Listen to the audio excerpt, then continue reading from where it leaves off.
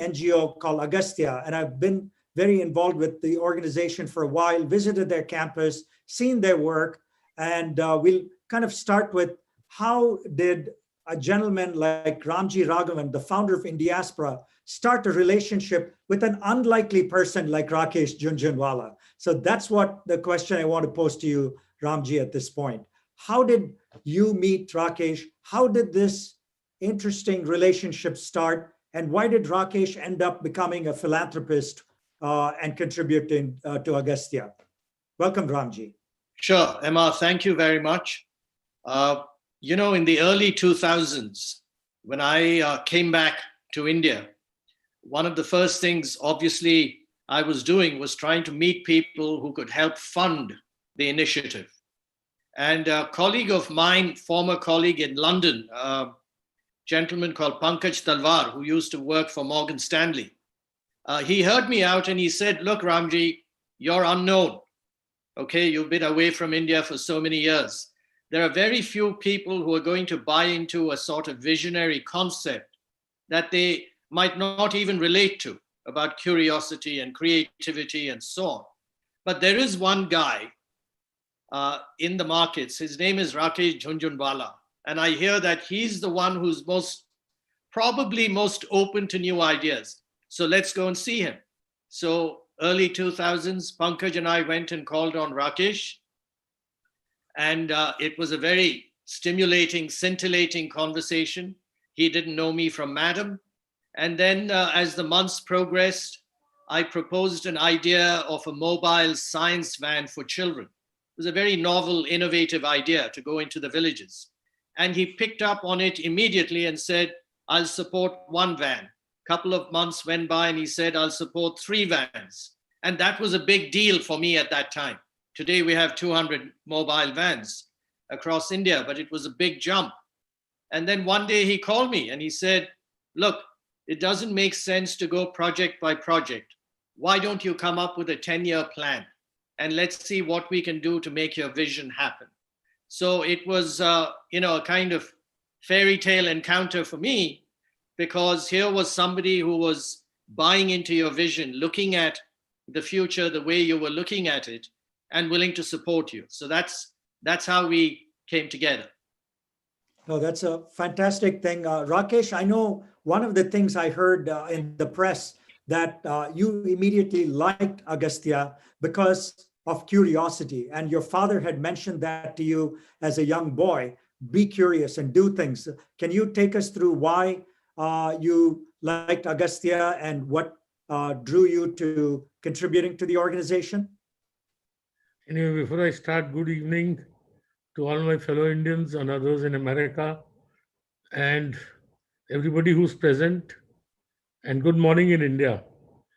Anyway, I met Ramji, and what I had learned in life is that curiosity is the source of all learning. I was a very curious child and my father was a very patient parent. And he would, I would ask, I was interested in everything in the world. And I would ask questions to my father on everything, and he would patiently take time and answer them. And I think that curiosity became the biggest source of my knowledge and learning. So I thought the purpose of Agastya, in my opinion, is not to teach science, but to arouse curiosity through the medium of science. Because when a child gets curious, he wants to learn, right? And we cannot teach a child until he wants to learn. So my idea is, and then I thought it's a very cost-effective measure, even if 5-10% of the children will interact, turn to be very curious. I think you will be making a great contribution. So I thought that the return on the money to be invested was very great. I believe when I do anything, I believe in the mission and the missionary. My job is to recognize the mission, which I felt was arousing curiosity, which I still think today is. And in the missionary, I had Mr. Ramji Raghavan. You can't believe me, I have been to the Agastya campus only 2 times. Because I don't want to interfere. I don't want to know. I know what Ramji and his team are doing is good. And I don't want to audit them, and I don't want to impose myself on them. When I believe in something, I have faith means I have faith. So I believe, this can really, lead to the erosion of curiosity. And now the number of children we are interacting is unbelievable. And the way it's developed and I thought that, when they talked to them in 2005, I promised them 50 crores over 10 years, right? Starting with 3.5 and ending at 7.5. So you got to take an organization to a level so that it can go to the next level. Without this commitment of that 50 crores, you could never reach that level, right? And then now we've reached one level, we reach another level. See, all this is a process, is going to take time. I have a dream that, Agastya could become one of the largest, charitable organizations doing planning work in India. It's my belief it can, right? And that's how I supported it. And I don't tend to question or interfere with the people whom I support. It's not a power game, right? And I'm wonderfully happy by what I've achieved. In fact, if Titan has been the most successful investment of my life, maybe I will be remembered also more for having helped Agastya than for having invested in Titan. Fantastic. Thank you, Rakesh. But back to you, Ramji. So what has this journey been? How many children have you impacted? How many villages? How many schools have you served? Just give us the magnitude of what Rakesh is talking about with his generous contribution. What have you been able to do with education, with curiosity, with getting kids to learn? So before I do that, MR, I want to show you this and the audience. It's called the tippy top. Okay, you hold it like this. It sits on its bottom because that's where the center of gravity is, the weight is. But you spin it and it tips over and begins to spin on its stem. And when you see something like that happen, so unexpected, counterintuitive, you never forget it. You go, ah. And the ah is what arouses curiosity. And then you wonder, why does it happen? And there's a lot of math in it. And I haven't understood it. And if you do find out, you experience the aha effect. And finally, and this is something I never tire of, I always have a lot of fun playing with it. It's like, it is a toy, costs all of 10 rupees. So the third element in learning is the ha-ha effect, which breeds confidence. So this tippy top is the essence of what we're doing. Curiosity, creativity, confidence, as Rakesh said, at a very, very cost-effective way. This is just 10 rupees. It can leave an indelible impression on your mind. So we take things like this. We've developed over 1,000 hands-on science experiments. And we take them across 21 states in India, in 200 mobile science vans, 85 labs on motorbikes, for which we got the Google Global Impact Award a few years ago, 100 science centers, 400 odd village school centers every year. 1 million children directly and 1 million through the teachers we train. So 2 million children a year.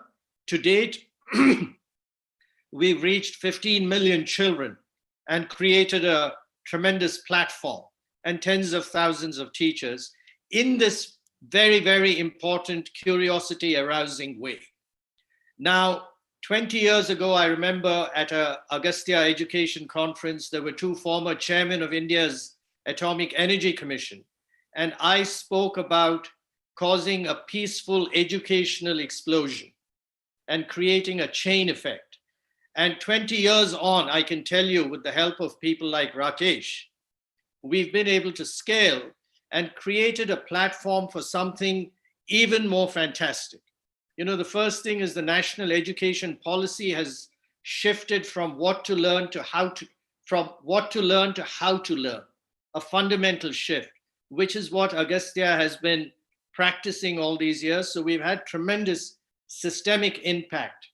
Now what we want to do is Agastya 2.0, which is from reaching 2 million children a year, can we 10x it and reach 100 million children in the next 5 years? You know, it's a kind of Kennedy-esque ambition, a moonshot. But unless we have those moonshots, you know, we're not going to be able to create the kind of revolution that we dream of. And Rakesh, right in the beginning, I remember, told me, and I thought, this seems a little far-fetched. He said, I see, and he told me this back in 2005, I see Agastya potentially as becoming one of the most important contributors to education in the independent history of India. And I can now begin to see some of that happen. So in a way, his vision perhaps even went further beyond mine. But now we're all energized to go the next mile. No, that's fantastic, Ramji. And I know there are 260 million children in India. So even if you reach 100 million, you have a long ways to go to get to every child in India, right? And correct. And so that, I would like to explain the economics to you. Let's say cumulatively we would have spent about maybe 250 crores until today, right? And we have interacted with 1.5 crore children, 15 million. So the cost of interaction per child is not 200 rupees. And so you don't want to set up great institute, great, I want to work basic grassroots, right? And CNN made a documentary on Agastya, calling it Einstein in the Village. I think we must send it.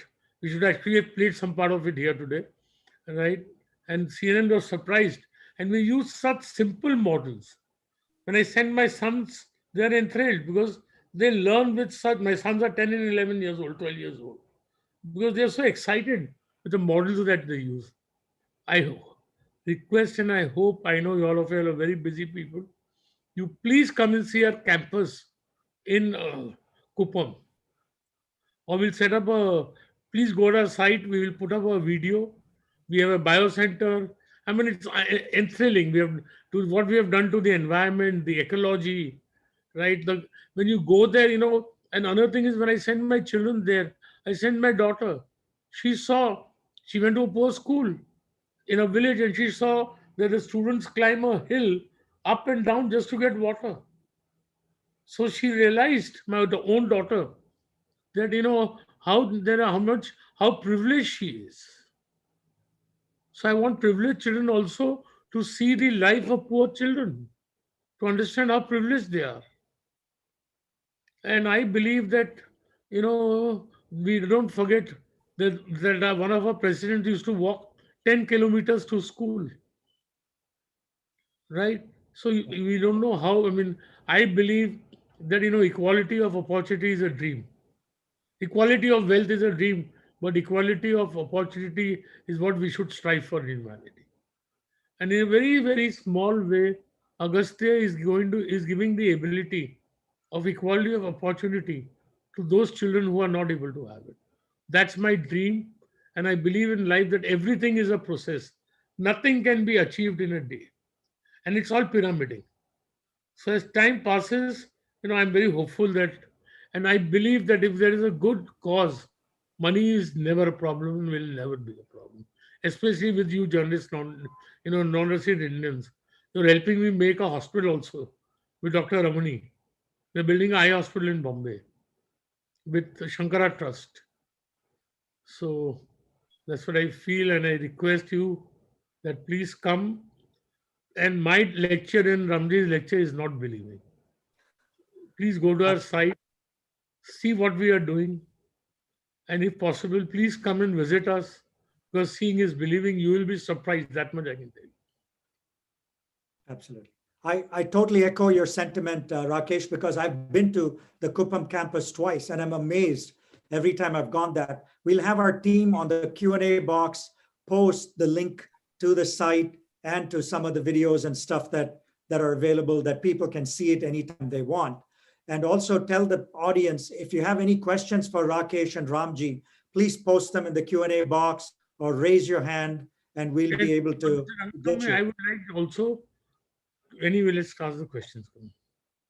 Yes, absolutely. I want to clarify certain things. I'm still not a philanthropist.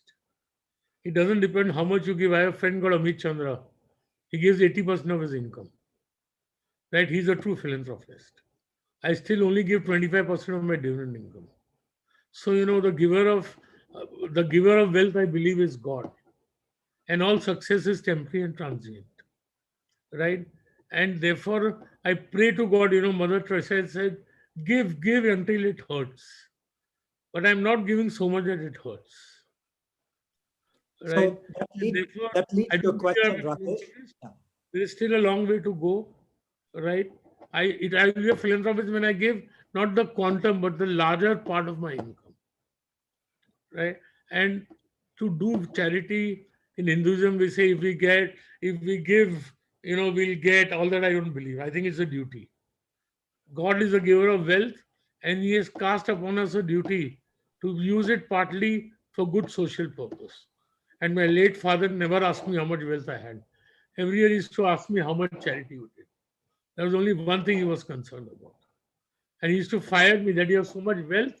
You say, Forbes magazine says you're a billionaire, and I ask you for 10 crores of charity. You make a face, go and bloody die in a pot of water, he used to tell me.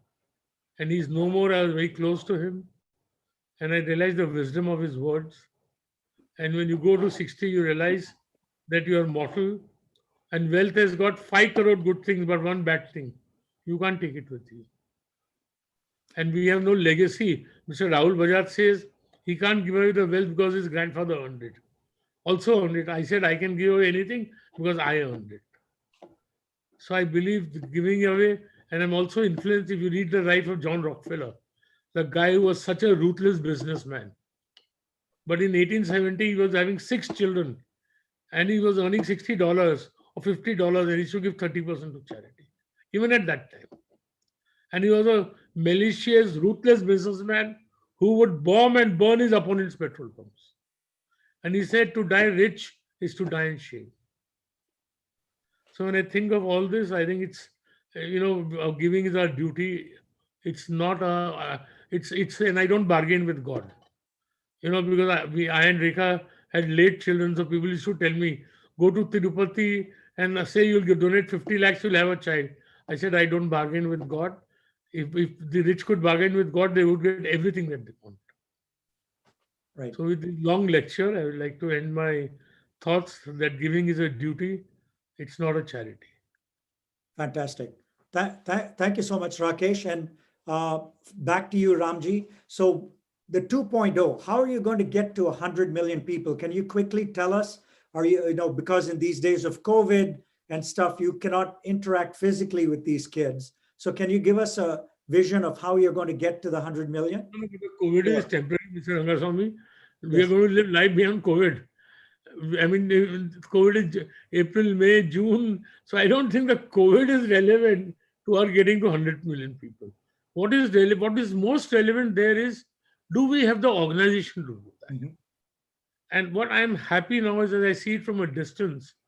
Apart from Ramji, the kind of team we have, the kind of devotion we have.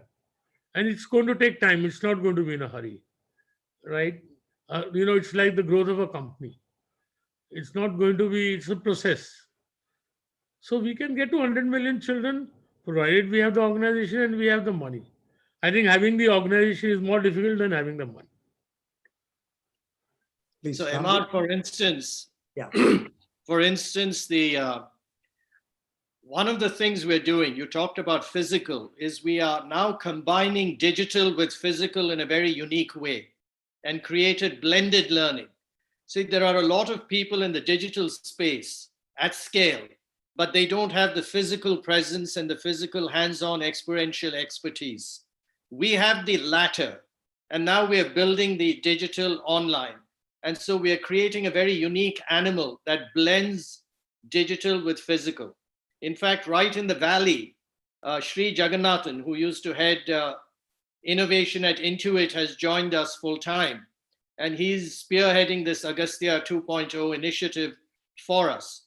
So we are looking at partnerships. As Rakesh said, it's a step-by-step process, but we'll have to accelerate.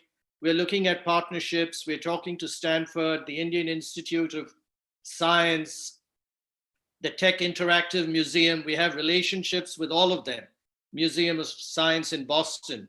So we're pooling together a lot of brains, well-intentioned people, and building the organization to really gear up for this. I just want to address a question from my friend Sunita Sorabji, who spoke about peer-to-peer learning as being very unique. Yes, we have this unique peer-to-peer learning model where we teach children to teach children. And we've got some 30, 50,000 children doing that. It's very powerful. It's called the Young Instructor Leader Model. And that is another way we multiply our pedagogy across the villages, where children take forward our philosophy, our focus on curiosity and creativity, and they take it forward themselves. Great. I think we're running out of time for this segment, Ramji. So again, your website is agastya.org.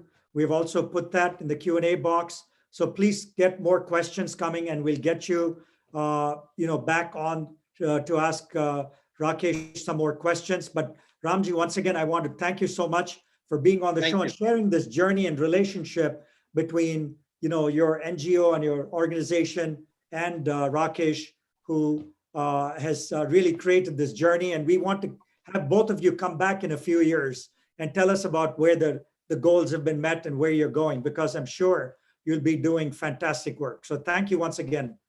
Thank you, MR, and thank you to all the audience. By the way, we have Agastya USA, agastya.usa.org as well. Great. Thank you. Thank you, Ramji. And again, now I'm privileged to introduce two people to you.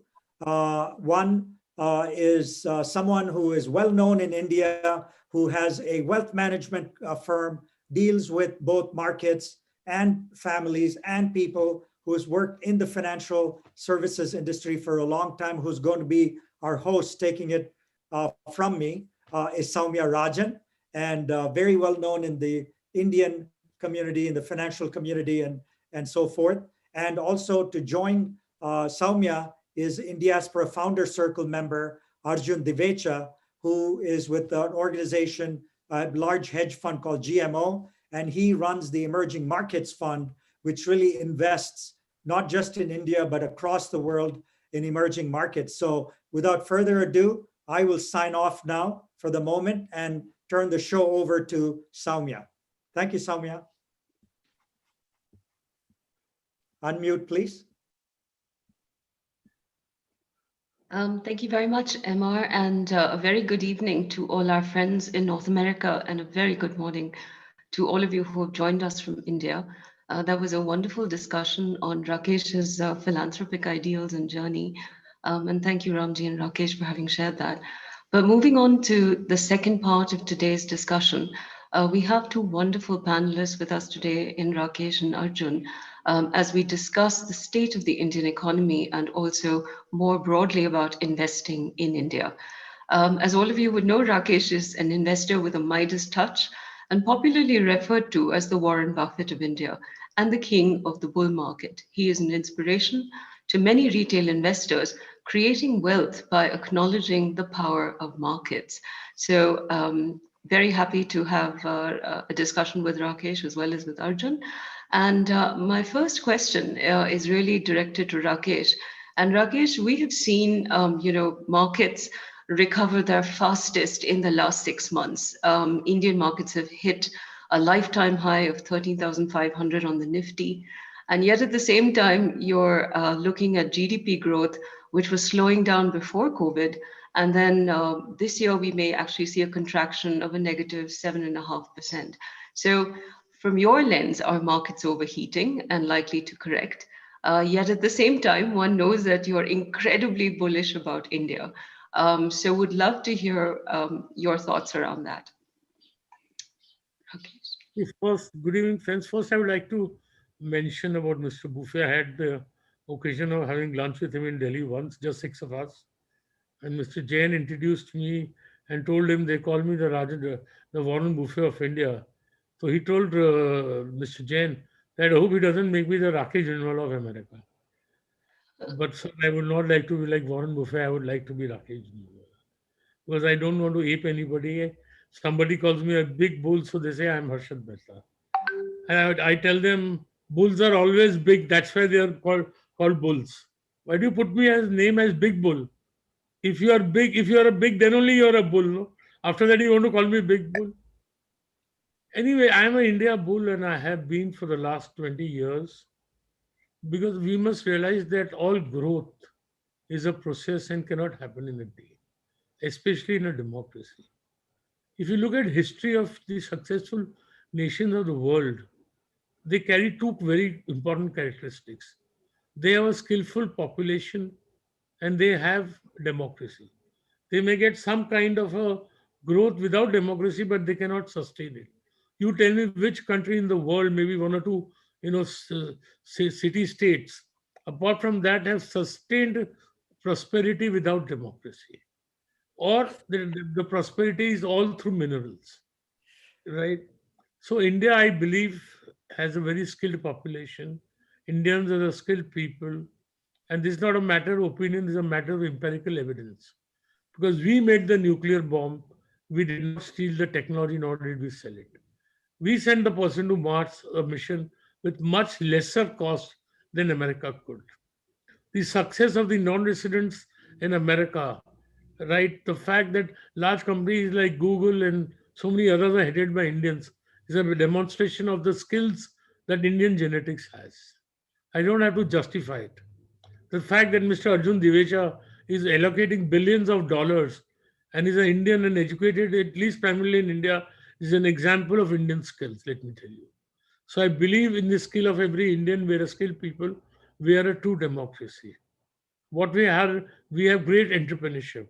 Don't forget, in the 16th century, we were 40% of world GDP, right? We have vast resources. God cannot be so unkind that he will give oil only in the fields of Saudi Arabia and not in the deserts of Rajasthan. We have great topography, right? We are skilled people. We are, we are going through, most societies have the largest growth in their most favorable demographic evolution. One of the most favorable demographics of every country in the world for the next 30 years is in India. So I see no reason why my poor country cannot be a prosperous one, right? And I don't mix my patriotism with my markets, right? Because just as I don't mix business with charity, I'm very clear this is business, this is charity. I don't mix my patriotism with the realism of this country. The reality is we have raised our growth of GDP, growth in every decade since independence except between 2010 and 2020. If in 2060 we grew more than 2050, in 2070 we grew more than 2060, right? And if the GDP growth was to lead to the markets, the economists would have been the richest people in the world. And if I had listened to the economists, I would not never have made any money in life.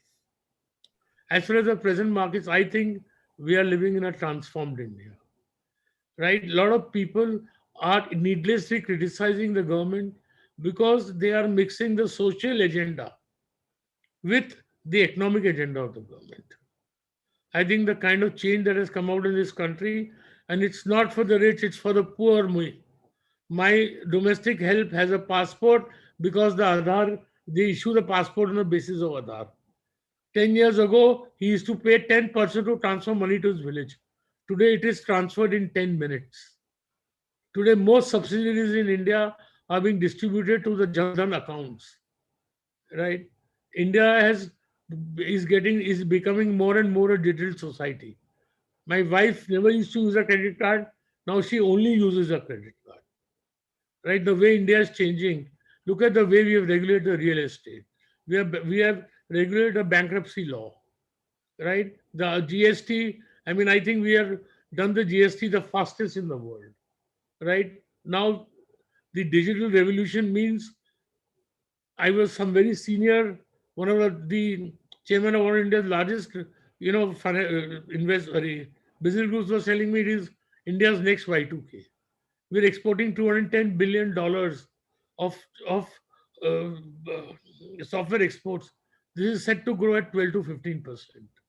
I think we are going to be, I don't know how many of you are aware that 40% of all medicines eaten in America are made in India, sir. 40%, right? And India is going to be the pharma capital of the world. Why will manufacturing not come to India? Right? We have 16% rate of tax. We now are having a better infrastructure. So I think now India's time has come. What the market is recognizing, and Indian promoters are changed. I invested in a company called Escorts in 2016, 17 and 18, believing the entrepreneur that he will bring change. My investment 125 crores is worth 1750 crores today. There are going to be 100 companies like that in India. I can go on, and on. So these are the reasons. And the immediate market is, see, you have had a typical scale because before the start of a true bull market, always occurs an event which creates doubt in everybody's mind. So you had the index go from 12,000 to 7,500 and rebound like a spring. See, markets are heated not when they're having high value. Markets are heated when there is overcommitment. You have to believe anybody. I get phone calls every day from friends. Should we send her a portfolio completely? Nobody believes in this market, right? So I don't think there is any overheating at all in this market. There is no faith in this market. Unless there is faith and unless there is commitment, you are not going to get a substantial correction. Sorry for a wrong lecture, but No, I think it was extremely insightful in terms of just putting the perspective of why you're looking at the optimism from a much longer term view as far as India is concerned. I'm going to now kind of ask Arjun from his lens, because as an emerging markets investor, he does have many options. It's not just India. He could look at Russia, he could look at China, he could look at Taiwan, Korea. And how does, in some ways, when you're looking at it, Arjun, from your lens as an international investor, how does India stack up vis-a-vis some of the other emerging markets, and how do you see it? Well, first of all, thank you, Soumya, and thank you, Indiaspora, for inviting me to this forum. And always a pleasure to reconnect with Rakesh, who I had the pleasure of meeting some years ago in Bombay. So basically, as you said, I invest in 20 to 30 different kind of countries, basically all emerging markets. And before I kind of answer what I think about India, let me tell you about the philosophy of how we think about investing. One of my basic beliefs is that when you invest in emerging markets, getting the country right is the single most important thing. That is, making the decision of which country to be in before you make the decision of which stocks you want to own. So I think of it like real estate investing. You first pick the neighborhoods that are attractive, and then you pick the attractive houses within those attractive neighborhoods. So, and we use about 60 to 70% of our risk units to make country bets, and then about 30 to 40% to make stock bets within country. So what makes a country attractive? It's a combination of 2 or 3 things. Primarily, it's valuation. That is, basically, we're value investors. We basically like to buy things that are cheap. So understanding the cheapness of a market, and we have multiple metrics of cheapness that we look at. Secondly, we look at the economics and we say, is this country doing the right things? That is, from a government point of view, from a macroeconomic point of view, is the government doing the right thing, to promote growth? Is growth actually happening, etc.? And then finally, one of the things I know when we talked earlier on, you mentioned ESG, and that again is something that is starting to become more important at the country level, and we'll get back to talking about that. So given that framework, how does India today stack up? And one of the things that I've learned about emerging markets is that the quality of governance doesn't remain constant, and the quality of institutions. Rakesh talked about democracy. In my view, democracy is kind of neither necessary nor sufficient. What matters is quality of institutions. And basically, how good are the institutions? Because in order to make money at the societal level, not at an individual company level, but at a societal level, you need to sustain growth for a long period of time. And in order to sustain growth, you need to have consistency of policy making. You need to have consistency of things like the protection of intellectual property and all those kind of things. So the role of institutions is very, very important. So that's one of the key things that we assess. So when we look at the world today, India does not, in fact, stack up particularly attractive relative to other countries. In fact, if we line up all the 30 countries, it's in the top, in the worst 2 or 3 from an attractiveness point of view. So why is that? First and foremost is the valuation. The market is more expensive today than it really has been in the last 15 or 20 years, using a number of metrics. If you look at the PE ratios, you look at dividend yields, you look at a number of different things. Secondly, from an economic point of view, I would say that even before COVID, the economy was really sputtering. It was not really doing particularly well. And India has been hit worse from an economic point of view than pretty much any other emerging market or even developed market. Probably one of the worst countries most from an economic point of view in what happened during COVID.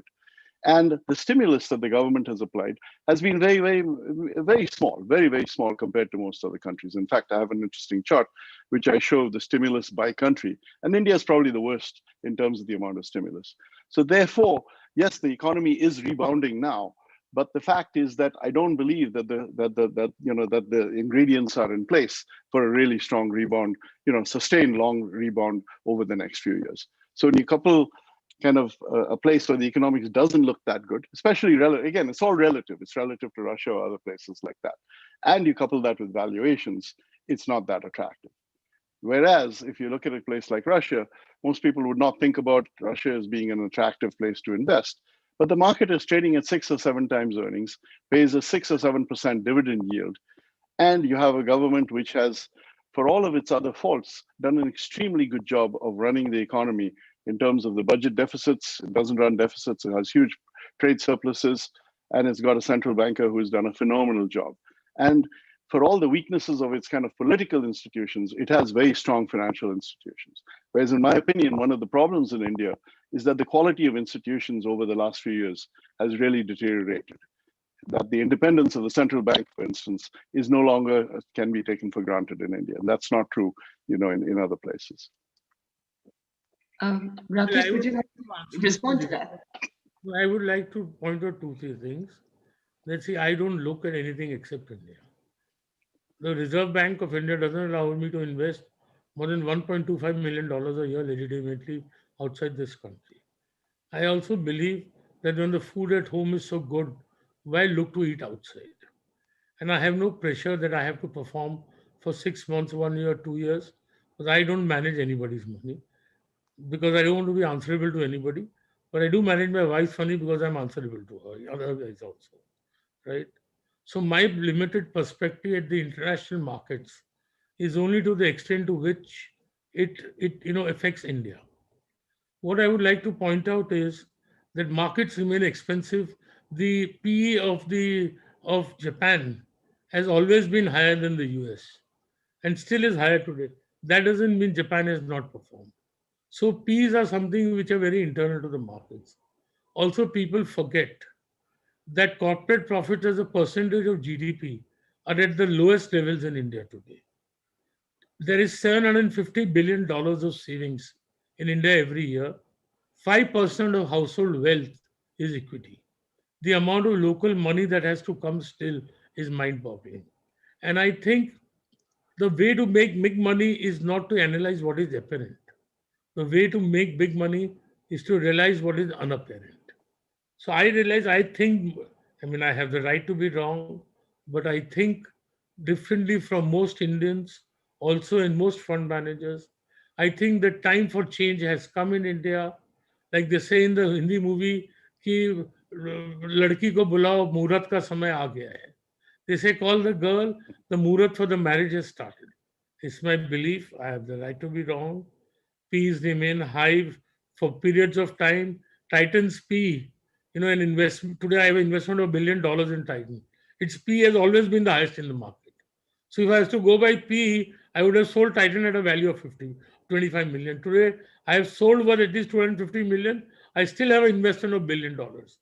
And still Titan has the most expensive P in the country. So P's can be deceptive is what I've learned in life. And I'm ignorant of what is available in the world. I follow the international markets, only the extent to which they can affect India. For me, because I do not, investing is also an emotion, right? I would like to be emotionally close to what I invest in, right? And I should be on the spot. So I don't look at any country. I've been to America only 2 times. I've been to Britain maybe 5 times. So I don't look at investing, but I think the next decade, and I reserve the right to be wrong, is India's decade. And that is what people are forgetting, the change in Indian entrepreneurs. 10 years ago, 5 years ago, you were known in Delhi for your Swiss bank account. Today, you are known in Delhi for your market cap. And the kind of change that's come out in this country is not being recognized. It will be recognized in time. and what the I market. could make a couple of points here, Rakesh. Well, on your Japan thing, the reality is that if you invested in Japan in 1990, you have not yet recovered the money that you lost from 1990 to today. So invested in 1970. No, Japan had highest pace in 1970. Then what would happen, sir? You would have lost a lot of money. I can change reality. And worldwide, I feel anyway, that's not the point I want to make. Let me answer one thing. Whether it's India, whether it's America, the fact is equity worldwide is still, in my opinion, whether India or America. And I think India will outbeat America 2-1 in the next 10 years in equity, because you have corporate profits to GDP which are the highest. You have basically a country which is feeding on the value of the dollar and is being financed by the world. The day this is stopped, don't forget, Mr. Divecha, America, the day the dollar is attacked, it's going to take place. It's a matter of time. Sure. And I also see,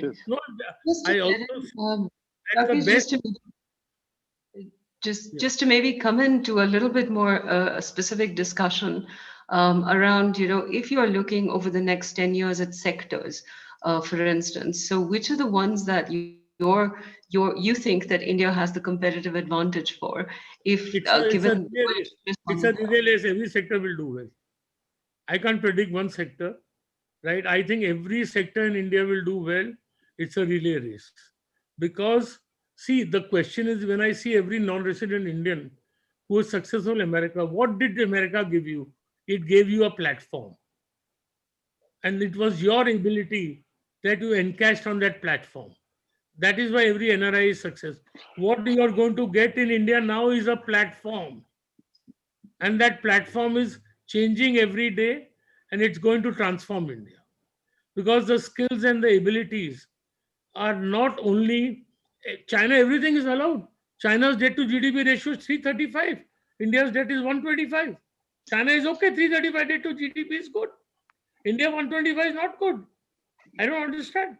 So I think people are looking, especially a lot of people, I don't want to mention, are looking with colored eyes. And I'm not looking at India today and tomorrow. I'm looking, unlike a lot of fund managers, I'm looking at India over 5 years, over 10 years. So maybe India could underperform in the next 2-3 months, next 6 months. Mr. Divecha could be right for all I know. Right, but I think that if I could make a point over here, I think that basically, Rakesh, the point I'm making is that the market as a whole, clearly India is a stock picker's market, in my opinion, especially at times when it is expensive like this. So therefore, I have no doubt that people like yourself who have incredible skill can make a lot of money in any kind of environment. But I'm saying that if you're making a bet on the country. You do some research on the P's of Nestle, Titan, Pidilite, Asian Paints, all Indian companies. No, they have gone up 500 times and they always remained expensive. So I have no problem with that. I'm not suggesting that PE is the be all and end all evaluation. What happens, sir? I look at India. I have a very narrow vision. I can communicate to you what I feel about that vision. I reserve the right to be wrong. I'm always invested at 100%. Now I'm invested 110% in equity. So I think that's the kind of opportunity I see in India. India's had a credit cycle. In no country in the world does a credit cycle occur before 10 years again. I think we have passed the credit cycle. What people are not, people are being influenced by what the press is saying rather than by examining the realities. In my opinion, I reserve the right to be wrong. I'm extremely bullish. And maybe, market's gone from 7,500 to 13,500. It could correct any time. But I don't think that seeing the value of the dollar and the flow to emerging markets and the non-participation by the locals, the market is going to correct anytime soon. When the commitment if I could answer that point, which is that I agree with you that a large part of what is happening is that in the last few months especially, there has been really quite a shift towards emerging markets amongst international investors. And I think India and all the emerging markets have benefited from that. So I don't believe that the rally that we are seeing pretty much across all, not just emerging markets, but all markets, is really based on fundamentals. It is really based on sentiment more than anything else. I'll tell you why. I have two reasons. The first reason is, see, the world is not, if the permanent interest rates of the world are going to be 2% in the developed world, Why should peace not be 35 in the developed world? Sure. Right? And there is a big mystery that nobody has done money printing and debt like Japan. Right? It is one of the largest foreign exchange reserves in the world, but the largest indebted government of the world. Still, inflation doesn't come in China, in Japan. So as long as inflation doesn't come, I think peace will keep expanding. And the world will have to accept that I cannot put money in 1% interest and not buy stocks with 5%. Second, I feel that in America, a large part of the performance financially has come because of consolidation and because of the tech companies. And I believe it may take 2 years, it may take 5 years. Facebook, it's my prediction, I reserve the right to draw. Google, these companies will be broken up. What happened to Standard Oil and what happened to AT&T is going to happen in America. America is also a democracy, and therefore there could be a peaking of the best performers of America. And there's a lot of bullshit valuations there that is $107 billion Snowflake and Salesforce.com and things people this as what I've explained in life, these valuations don't last. Right? So I personally believe that America has peaked and will perform, they will under-related performance in America. And this is going 10 years, you have seen money flow into America.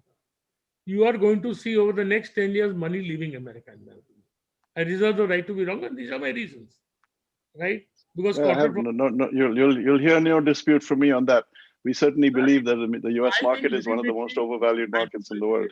India will have the highest growth rates among the emerging world, and money will pour into China, into India. I can tell you, you come 3 years hence, for 3 months, we will not get place in the Indian hotel in Taj Bombay. It's my prediction. I can be wrong. Right? So we should give Soumya a chance to ask the questions here. Whatever you may say about India, I started life with $100. Right? My father gave me no money, and I don't know how much is my wealth because John Paul Getty said if you can count it, you don't have it. But the Forbes magazine says I'm worth $2.3 billion, and every paisa of that is earned in India from that $100. And to that, it kind of leads into the next question that I have, Rakesh, for you, which is that for the benefit of the audience, what do you look at when you're actually investing into a stock? See, I first look at opportunity in the sense that Google could not have been Google if the internet had not been so popular. Right? The internet, look at the opportunity. When I look at an hotel in Bombay, I will look at the kind of flow of business travel and tourist travel. Right? Infosys would not have been Infosys. Nobody knew about the internet, and India would not have been a software, such a big exporter, if not of the application of digital technology and the explosion of the internet. So I look at opportunity. Titan's ability to grow is limited to the demand for jewelry in India. So first I look at opportunity. In a capitalist society, to tap an opportunity, what you need is a competitive ability. It could be tariff, it could be marketing skills, it could be capital, but overall the company has to be competitive. Then, a friend of mine asked me that should I invest in the small caps or the large caps? I said, Durgesh, let's invest in the small caps which become the large caps. So I look at the ability of the company to scale. And there are many barriers to scaling, right? I look at more qualitative methods than quantitative methods when I invest for the long term. I look at quality of management. I look at the cash flow profile of the company. I look at the capital output to sales ratio, right? And above all, everything is that one side. The other side is valuation. What I buy is important. At what price I buy is very important. So in trading, what I do trading because my father gave no wealth and my father-in-law, even if had given, I wouldn't take. So I have to earn wealth in trading and then invest it, right? Once that is done, and then I tend to stick to a good investment. Nothing is linear in life. I'm not smart enough to understand the Titan is now peaked. I can say from the screen that now Titan is not going to go for the next 1 year. But that doesn't mean I'm not also smart that, boss, let me sell my Titan. XYZ share is better. So I'll sell Titan now, I'll buy that share. 1 year later, I'll sell that share and I'll buy Titan. So this is what I look at and I leverage. Right? Of course, very limited. And the two most difficult words in the adjectives in the English language are value in a stock and beauty in a girl. They mean so much. They mean so much different to so many people. So I made a lot of calls in which I've gone wrong. I made a lot of successful calls, but I tend to think independently, and I'm not afraid to make a mistake, because if you're afraid to make a mistake, we can never take a decision. And the best part is that a lot of fund managers tell me, "You're good, boss. You don't have to report to this bloody nosy clients." I said, "Boss, I'm worst. I have to report every night because I manage my wife's money." So this is what I look in a stock, and then I believe the opportunity is the quality of management, the way change is happening in India is not being recognized, but will be recognized in time to come. So, as I say, beauty lies in the eyes of the beholder. I'm going to now ask Arjun a little bit more around ESG investing, because that is, as a global theme, from the international lens, something which is becoming more and more important. So, how do you see actually India stack up again on ESG and from your lens? So we look at ESG from 2 points of view. Traditionally, certainly in this country, when people look at ESG, they tend to focus on the company and they say, okay, how does this company stack up on ESG? In terms of water use, electricity use, cyber crime, blah blah blah. Because we think of emerging markets as being really different from each other, we start again with the country dimension. So we actually have a set of metrics where we evaluate every single country from an ESG point of view, which has nothing to do with the stocks themselves. So for example, if you look at Bangladesh has got a pretty big vulnerability to floods because of the low-lying areas. So therefore, from an from a climate change point of view, you could say that they are more vulnerable than, let's say, a Czech Republic. So on each of these dimensions, we actually grade countries to figure out how attractive they are on an ESG basis alone. So on that basis, again, India actually scores pretty low. I'd say it's in the bottom third of countries, versus the countries that would score very well would be the more developed ones. I mean, at the end of the day, ESG is going to be highly correlated with levels of wealth. So the countries that score best within emerging markets are places like Taiwan and Korea. The ones which score the worst are the ones which are, the poorer countries. So India does not stack up particularly well on that dimension. Then you kind of look at the company level itself. And now there can be massive differentiation between things. And the way that you look at it is that the E, S, and G, the environmental, social, and governance, and within those, the factors that matter for any particular company are different for each industry or even sub-industry. Because if you think about it, if you have a company, let's say like Alibaba, the threats from an ESG point of view, it doesn't matter. Water use and stuff like that doesn't really matter. What matters much more for them is cybersecurity. If somebody can hack into their systems and steal things like that, that is an existential threat to them. So that factor is something like 40% in that sector. Whereas if you look at a cement company, it has much more to do with things like water use and wastage and things like that, electricity and things. So that's how we think about it. And we blend that. So in some sense, just like I said, we come up with a score for every country. We come up with a score for every stock as to how attractive it is. We similarly come up with a score for every country and stock on an ESG front. And we combine that with how attractive it is from a valuation and growth and other points of view. Is this becoming important when you're investing, Rakesh? Yeah. When you're looking at investing, are you looking at ESG? There are going to be two great changes of this century, or maybe of this decade, surely, and because of this COVID. The first one, I think, is in 1980s, we came to a fitness revolution.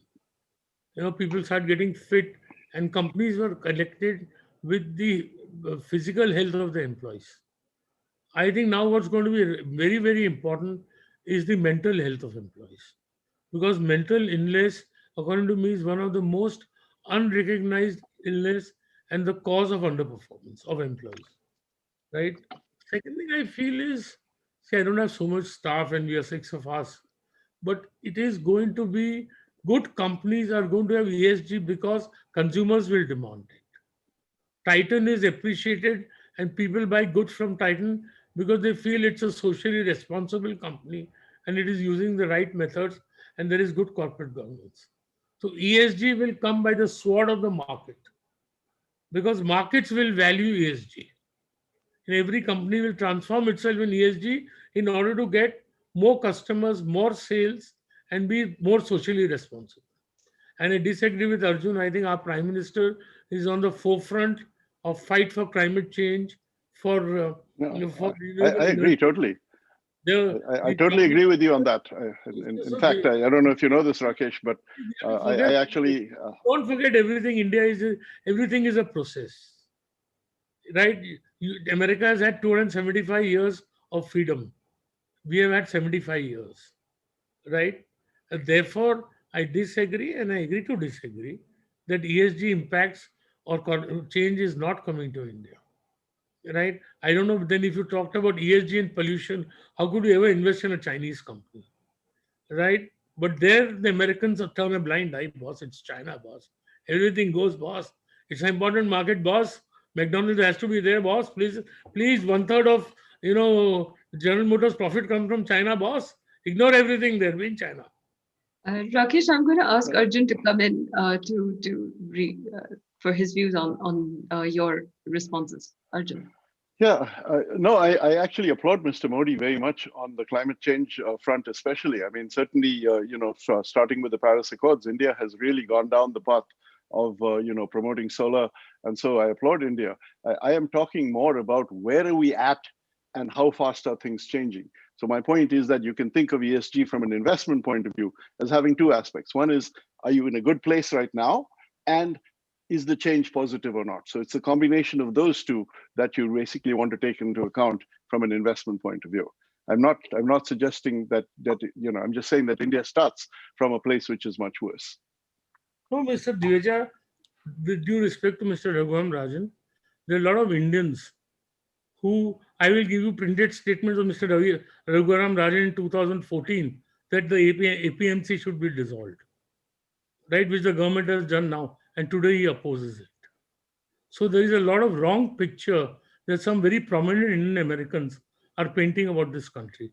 I will send you a press release of 2014 where Mr. Rajan has said, and I can take him up for this, that the APMC should be dissolved. Farm law is the required in this nation, right? And the government is not doing it. And today the government is doing it and he's opposing it. So that is the way some of the Indian Americans are reacting. So they are looking at India with a colored glass. I would like to talk to Mr. Rajan and have a debate with him on this point. I would love it. And I'm sure that Soumya could arrange it. He's her brother-in-law. Rajan, not to Rakesh Jhunjhunwala, right? But time will change it. And I'm giving this only not because because this is in black and white. So not necessarily the Indian American community is painting India in the right manner. Let me tell you. I don't think it's about painting in India. I'm talking purely about how attractive it is from an investment point of view. India, Arjun, you come here once a year. What change can you see? You know from the press and from the statements of prominent Indians. No one disputes the opportunity that's there in India. I think what are some of the points that are being made is that there are issues around in terms of just our own democratic institutions, they're being undermined. There are a lot of macroeconomic fundamentals. So, no, I want to tell you in 1930, Al Capone went and murdered the mayor of Chicago in the council hall. Hear me out. No corporator was ready to give evidence against him. So everything has evolved, right? In a society, most Americans, because they're prosperous, they tend to look at things with colored eyes, in my opinion. I reserve the right to be wrong. You ask a Negro, he will know best. Right? I'm going to change. I'm just going to change the world. Let them introspect on their own country. I think a country which is I don't care for the wealth, right? We can survive without your wealth. But please look at things with reality and not with prejudice and colored opinions. Yes, and I think the point is yeah. So I'm just going to now move on to a slightly more different area, which is really around the fact that both of you are experienced investors in listed markets. But I would be very interested to kind of hear your thoughts on the emerging asset classes like cryptocurrencies and crypto assets. and Bitcoin. Given that it is a newer area and a newer asset class which is emerging, would love to get both your thoughts. Arjun, would you like to come in first, and then Rakesh can? Sure, absolutely. Um, I'm not a big fan of cryptocurrencies or Bitcoin. I mean, if you think about Bitcoin, for example, why was it created? It was created to be a currency. That's why they're called currencies. And the whole point of a currency is that it becomes a mechanism to store value and a mechanism to exchange value. That is, you can basically pay for things in that Bitcoin, let's say. Now, the problem with it is that the fluctuations, if something can go from 4,000, 8,000 to 16,000 to 20,000 on a monthly basis, how is it a store of value? It is not. It is purely a mechanism for speculation. Okay. In fact, let me tell you a funny story that was told by Seth Klarman, who's a famous investor here. He talked about in California, there was a time back in the old days when in the town of Monterey, where sardine fishing was a big deal. Sardines kind of disappeared. And so people used to trade cans of sardines. So cans of sardines became kind of the mechanism of exchange. And people used to exchange them. And the price of sardines cans went up and down and fluctuated a lot. So there was one sardine trader who had made a lot of money. And so he decided that he was going to open up one of the cans of sardines and eat it, because he had made so much money on the sardines. So he opened up the can and it was completely rotten inside. So he went to the person who had sold it and he said, look, this thing is rotten. And he said, no, these are not eating sardines. These are trading sardines. So in a similar fashion, Bitcoin might have been created to basically be an eating sardine, i.e. something that you could actually store value in. But it has become purely a trading sardine. So it has no inherent value. It has no intrinsic value. It has only value because other people decide that it has value. In many ways, you could say that is true for regular currencies. The dollar is only worth $1 because we all agree it's worth $1. It's true for gold. Gold is only worth what it's worth because we all agree it's worth. It doesn't really have any intrinsic value either. But I just think that cryptocurrencies are not really currencies. They're just simply vehicles for speculation. And one more point I'd like to make about them is that governments are going to hate any kind of cryptocurrency that they do not control, which is why the Chinese have created their own.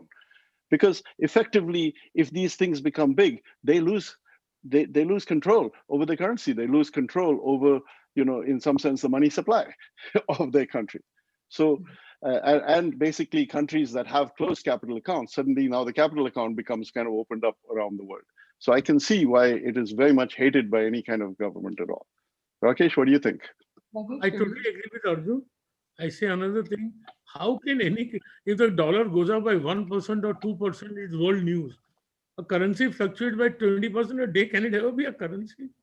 And I agree with him totally. That no government in the world is going to lose the power to issue currency.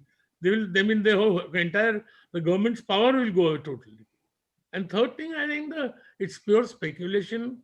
And the fascination is because the young have a fascination with anything digital. Mm-hmm. I totally agree with Arjun. According to me, I will never buy it and I will never sell it. I'll never step there. Right? Yeah. I may be wrong. But let me just say one thing, which is that I don't want 1,000 people to start basically flooding my Twitter feed, okay? Because this is what happened the last time when I mentioned something about this, a couple of years ago. A whole bunch of young people basically just flooded my feed, telling me, you're wrong. This is complete nonsense. They are fascinated with anything digital. Another thing, as far as unlisted investing is going, Soumya will be surprised to know that 1/3 to 35% of my entire portfolio is today unlisted. Fantastic. In value, 1/3 to 35% of my portfolio, I do some unlisting investment, and 1/3 to 35% of my portfolio, as I assess the valuation today. I invested in a company at a valuation of 7,000 crores 19 months ago, and we have now made a placement at 27,500 crores. Fantastic. So there are some very good opportunities in India, even in the unlisted space. Yes. And so yes, please continue. So there is a lot of opportunity in India in the unlisted space. I would like to tell all Indians, all non-resident Indians, that India needs you. You left the shores of India for greater opportunity. And when we read about your achievements, we feel very proud as Indians. But we need you and your money and your venture and your ideas, not so much for me and for Soumya or Ramji. We need you for the poor of India. And your greatest philanthropy would be to invest in India and to give ideas and promote, growth in India. Because I believe all the poor will only succeed when they have opportunities. And the growth is the only panacea. And I want to tell you, it is our ambition. The golden day in my life will be that the government has an ambition that every house in India should have tap water. And their target is to do it by 2024. I think they will do it by 2025. There will be tap water in every household in India. I think that will be the golden day of my life.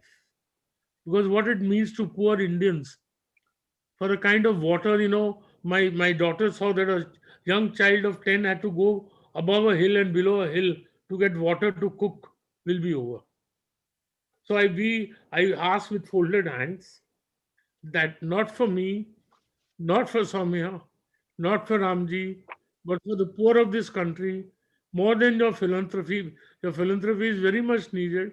More than that, your ideas are needed, your investment is needed, your skills are needed.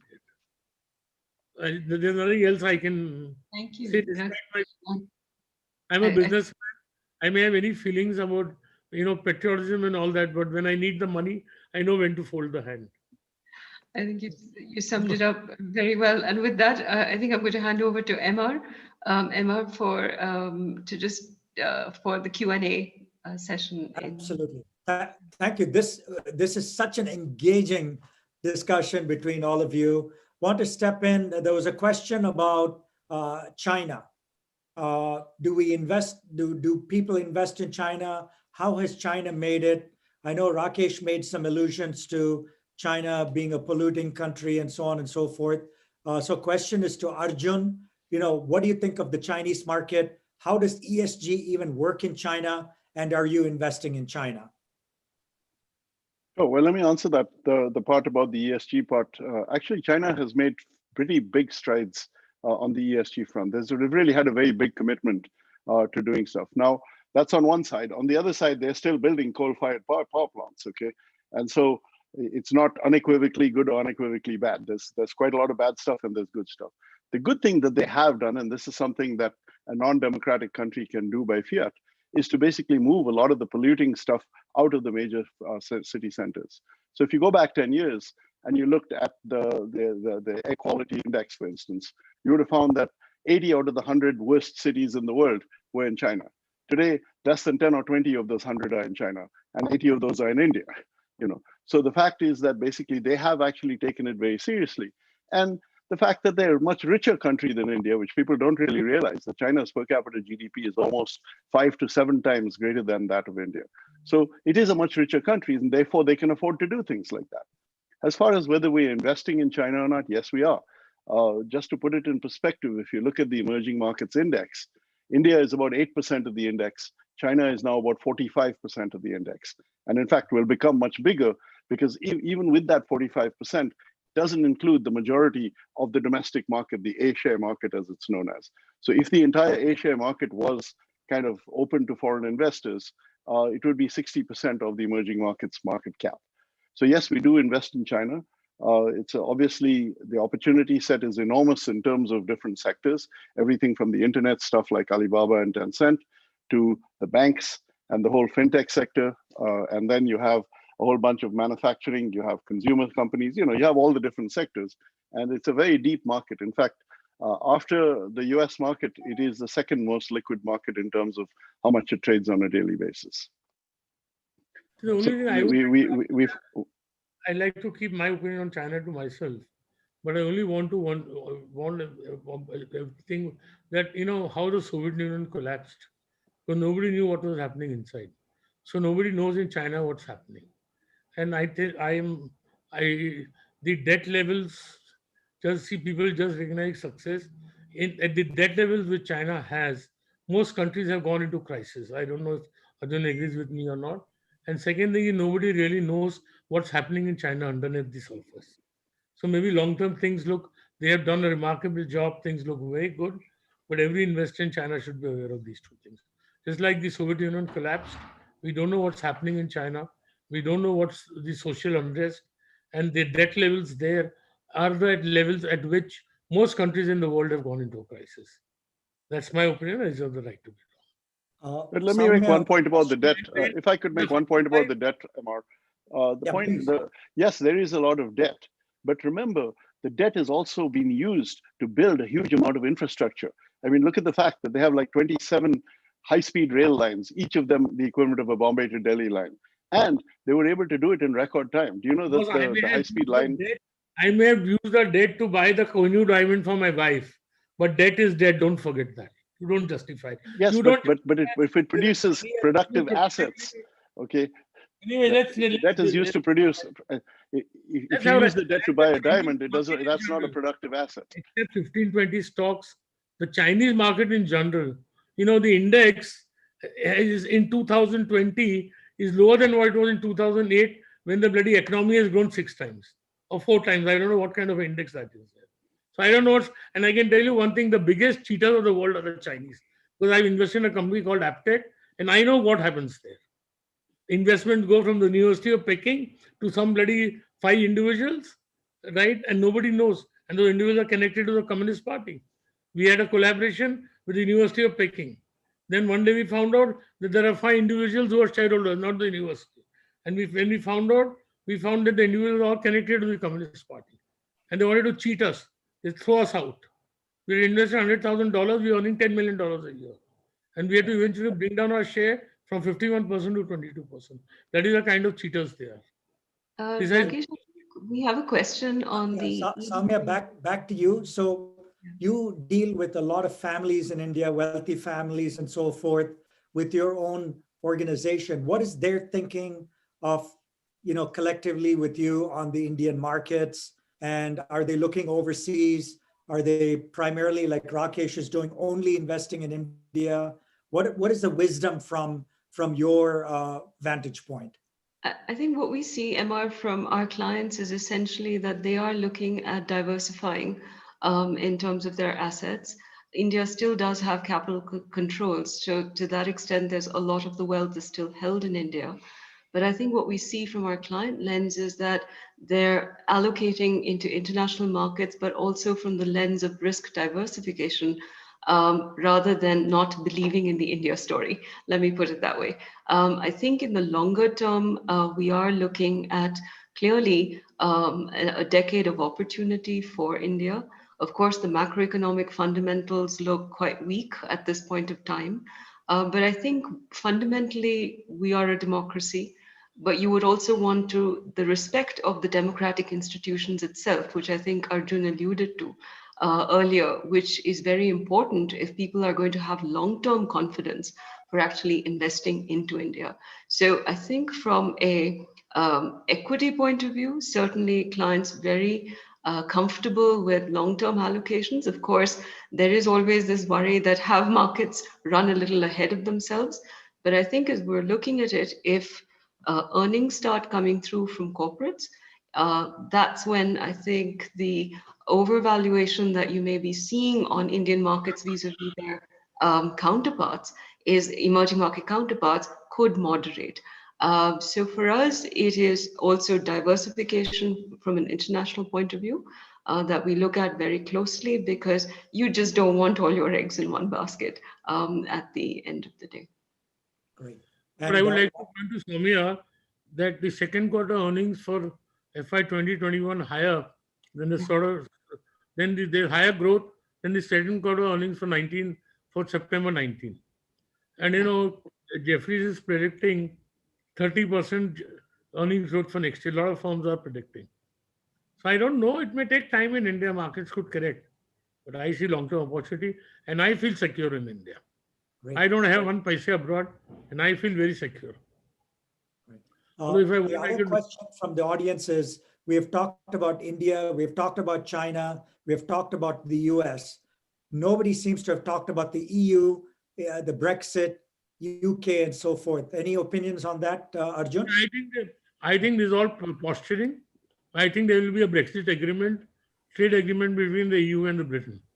I don't know much. I look at things very superficially.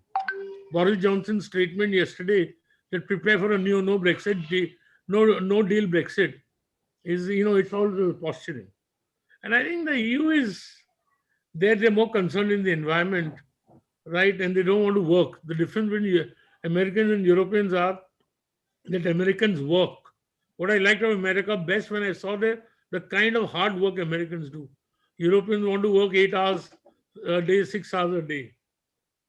So boss, that's not, I know you have to raise the retirement age.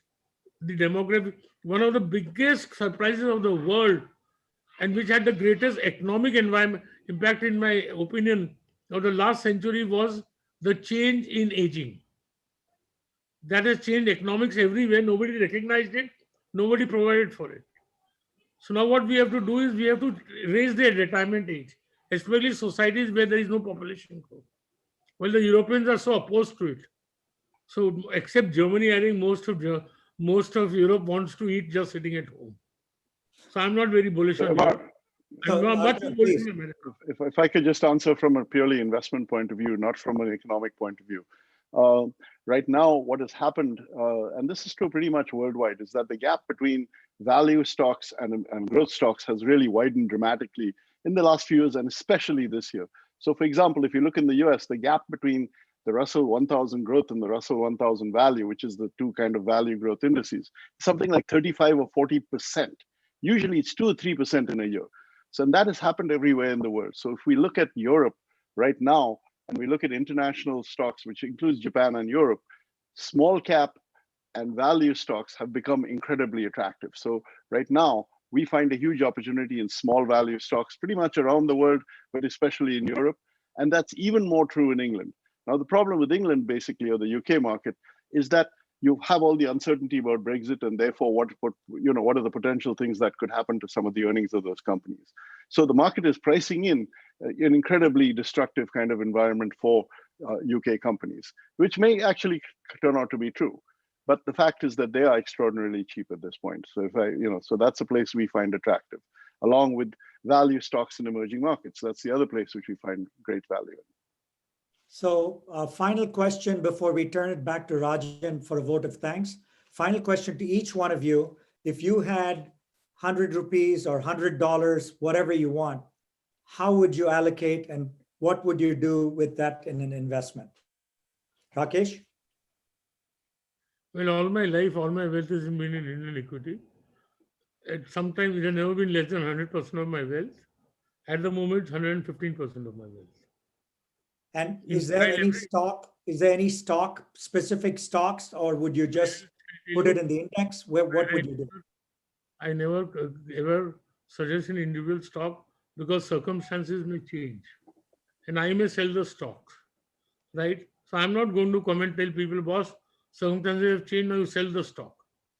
So I can give you, like Arjun says, the allocation of capital is important, right? So I think I first tell people that you buy stock, you allocate money to stocks, then you think of investing in which stock. So my feeling to my fellow non-resident Indians is that please don't take India at face value. Please come and visit India.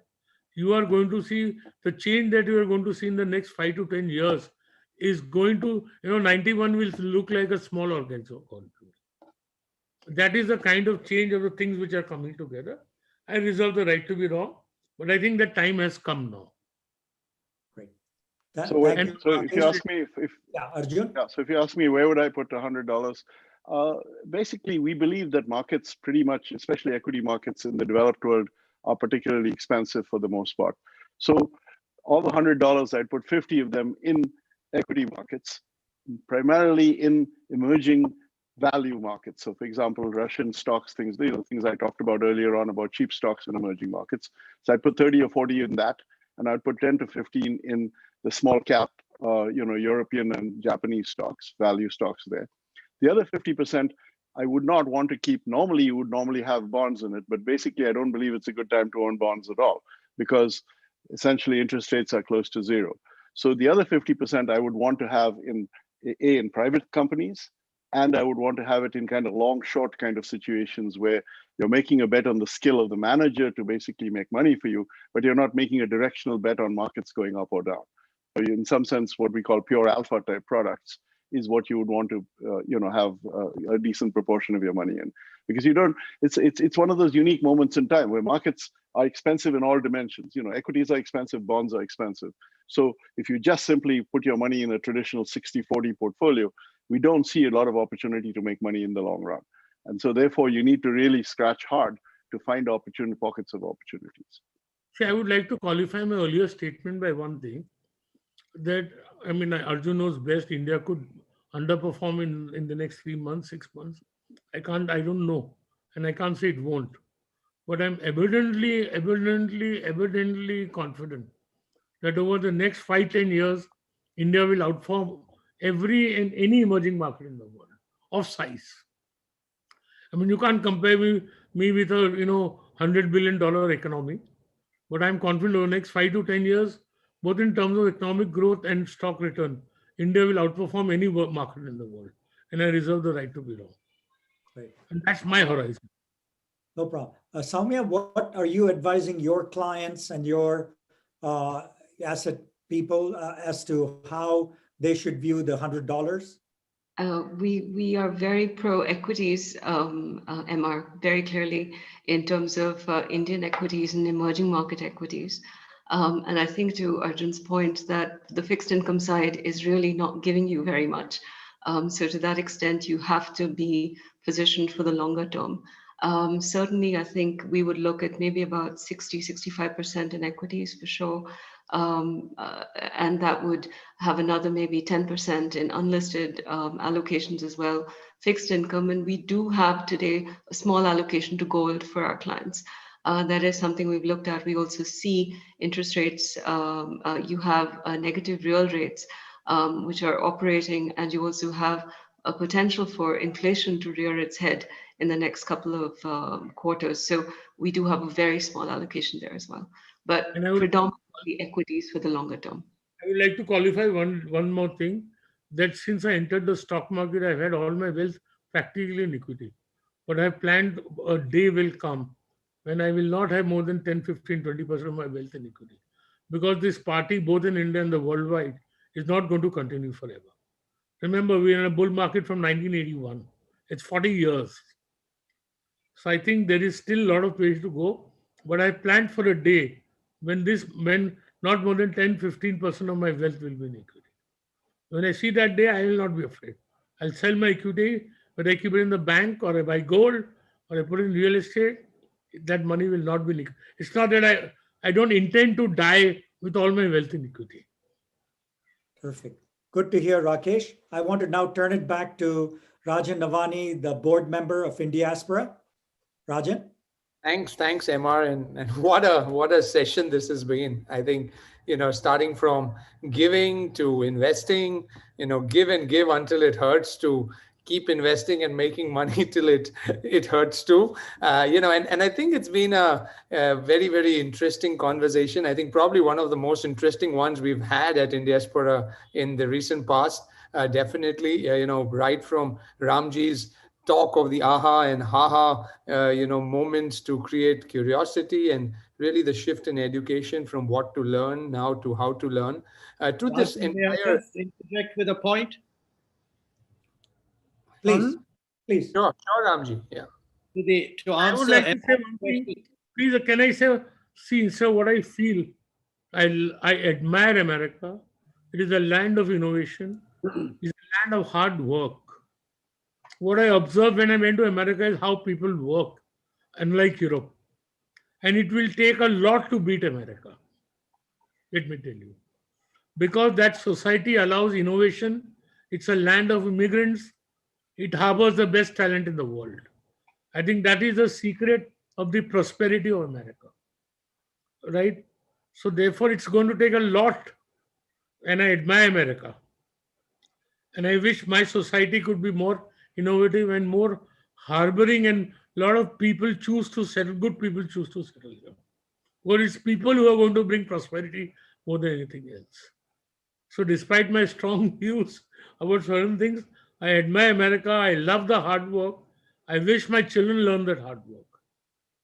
All right? I think that would be my last comments. And we need your ideas, we need your skills, we need your money, we need that far more than your philanthropy.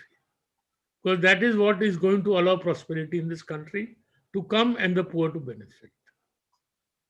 No, and Sorry. Rakesh, Thank you, Rakesh. Sorry, go back to you, Ramji. exactly the platform. I Rakesh, was that just going to say to Pardon? Emma's question about where you would invest $100.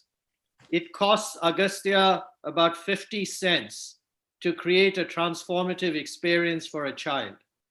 So I would probably put those $100 on about 200 kids in the exponential hope that one or two of them might become the next Jhunjhunwala or Divecha or Rajan or Rangaswamy or Rajan.